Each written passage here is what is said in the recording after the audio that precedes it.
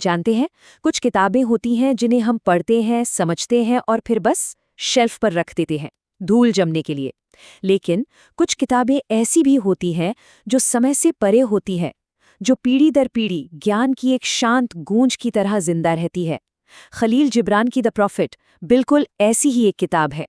ये जीवन की सबसे गहरी सच्चाइयों पर एक खूबसूरत सोच है, जिसने, आप मानेंगे नहीं, लगभग एक सदी से पढ़ने वालों को अपना बना रखा है। 1923 में जब ये पब्लिश हुई थी, तो ये सिर्फ एक किताब नहीं थी, बल्कि ये एक तरह से फिलॉसफी और स्पिरिचुअलिटी की गाइड बन गई।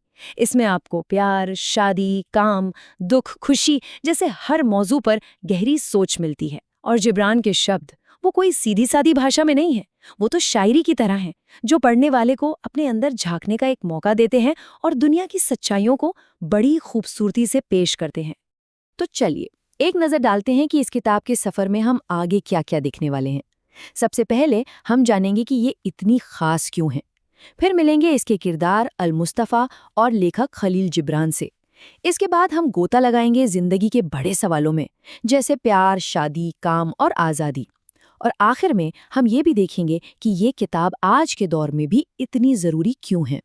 तो चलिए हमारे पहले पड़ाव से शुरू करते हैं।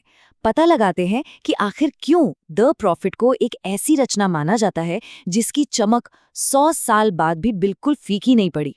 इस किताब के दिल में है अल-मुस्तफ़ा, एक पैगंबर जो ऑर्फेलस शहर में पूरे 12 साल गुजार चुके हैं। अब जब उनके जाने का वक्त आता है तो शहर के लोग उनके आसपास जमा हो जाते हैं, ये सोचकर कि शायद ज्ञान के कुछ आखिरी शब्द सुनने को मिल जाएं। और फिर एक एक करके लोग उनसे प्यार, शादी, काम और जिंदगी के दूसरे बड़े रहस्यों के बारे में सवाल करते हैं। और अल-मुस्तफ़ा के जवाब, वो कोई सलाह या नुस्खे नहीं है, वो तो ऐसी सच्चाइयां हैं जिन्हें हर इंसान को अपने अंदर खोजना होता है। अच्छा, अल-मुस्तफ़ा के ज्ञान को सही से समझने के लिए ये जानना जरूरी है कि उसे रचा किसने। तो वो थे खलील जिब्रान, एक लेबनी अमेरिकी कवि, दार्शनिक और कलाकार। उनके काम में ना पूरब और पश्चिम दोनों की सोच का एक कमाल का संगम दिखता है। लेबनान में पले बड़े तो वहां से उन्हें अरबी शायरी और रहस्यवाद की समझ मिली, मतलब दुनिया को एक गहरी रूहानी नज़र से देखना। और फिर अमेरिका में उन्होंने एमर्सन और नीचे जैसे पश्चिमी दार्शनिकों को पढ़ा।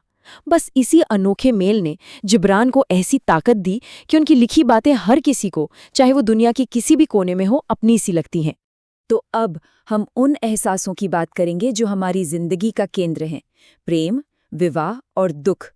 ये वो चीजें हैं जिनसे हम सब गुजरते हैं और जिब्रान हमें इन्हें एक बिल्कुल नई नज़र से देखना सिखाते हैं।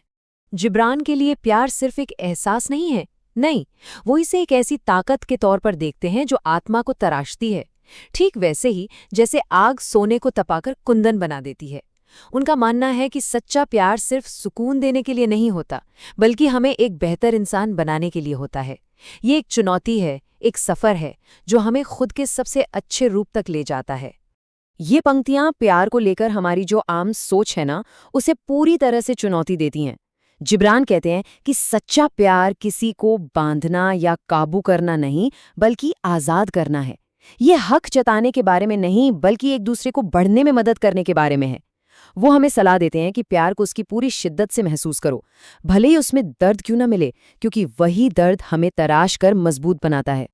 अब बात करते हैं शादी की। इस पर जिब्रान की बात बहुत सीधी लेकिन गहरी है। वो कहते हैं, अपनी एकजुटता में अंतराल रखें, मतलब साथ रहते हुए भी थोड़ी दूरी बनाए रखें। ये एक रिश्ते की सबसे खूबसूरत बात को दिखाता है कि प्यार तब सबसे मजबूत होता है जब दो लोग साथ होकर भी एक दूसरे को उनकी अपनी पहचान बनाए रखने की जगह देते हैं। वो सलाह देते हैं कि साथ रहो पर एक दूसरे में गुम मत हो जाओ। द प्रॉफिट के सबसे गहरे विचारों में से एक खुशी और गम पर है। जिब्रान हमें याद दिलाते हैं कि ये दोनों अलग अलग नहीं हैं, बल्कि एक ही सिक्के के दो पहलू हैं। हमारे दुख की गहराई ही ये तय करती है कि हमारा आनंद कितना ऊंचा होगा।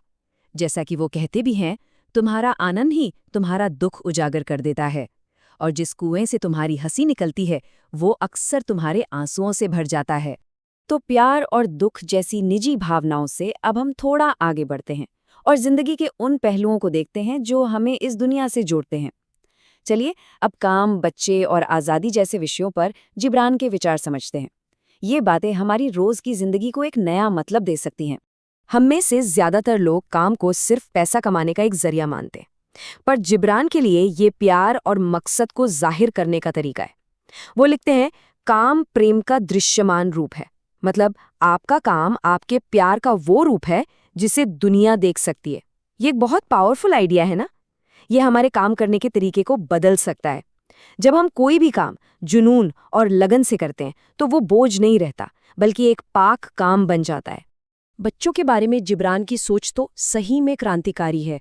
वो हमें याद दिलाते हैं कि हम बच्चों के मालिक नहीं हैं।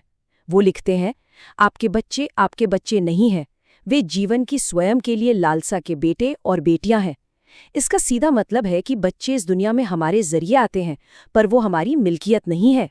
बच्चों को अपनी परछाई समझने की बजाय जिब्रान उन्हें आज़ाद रूहों की तरह देखते हैं जो अपनी खुद की यात्रा पर निकले हैं। वो माता पिता से कहते हैं कि बच्चों को रास्ता दिखाओ, लेकिन उन पर अपने सपने मत थोपो। उनका काम बच्चों को पालना पोसना है, उन पर कब्जा करना नहीं। जब हम आज़ादी के बारे में सोचते हैं तो क्या सोचते हैं? बंधनों से छुटकारा। लेकिन जिब्रान हमें याद दिलाते हैं कि सच्ची आज़ादी सिर्फ बंधनों से मुक्ति नहीं है, ये तो जीवन को उसकी पूरी सच्चाई के साथ अपनाने में है, सुख भी दुख भी। असली आज़ादी जिम्मेदारियों से भागने में नहीं, बल्कि जीवन के हर उतार चढ़ाव को अपनाने और उसके बीच एक संतुलन खोजने में है। और अब हम इस किताब के आखिरी विषयों की ओर बढ़ रहे हैं। हम जिंदगी के सबसे बड़े रहस्य यानी मौत के बारे में जानेंगे और ये समझेंगे कि 100 साल पुरानी ये किताब आज की इस भाग-दौड़ वाली दुनिया में भी इतनी ज़रूरी क्यों है। मौत के मौजू पर जिब्रान डर की जगह एक शांति का एहसास जगाते हैं। वो इसे अंत नहीं मानते, बल्कि एक कुदरती बदलाव मानते हैं, आत्मा के सफ़र का एक ज़रूरी पड़ाव। वो कहते हैं, क्योंकि जीवन और मृत्यु एक हैं, जैसे नदी और समुद्र एक हैं। ये सोच हमें मौत को अपनाने की हिम्मत देती है और याद दिलाती है कि आत्मा का सफ़र इस दुनिया के बाद भी जारी रहता है।